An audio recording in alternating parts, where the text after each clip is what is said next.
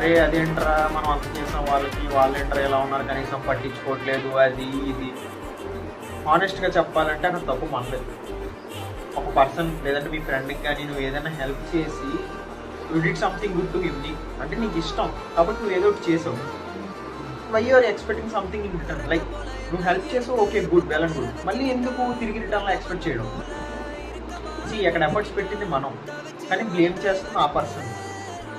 అటు సైడ్ నుంచి ఏం రెస్పాన్స్ ఉండదని తెలిసినప్పుడు ఎఫర్ట్స్ పెట్టడం ఎందుకు, అండ్ మళ్ళీ ఆ పర్సన్ బ్లేమ్ చేయడం ఎందుకు? అక్కడ 100% హానెస్ట్గా చెప్తాను, అక్కడ తప్పు మనదే.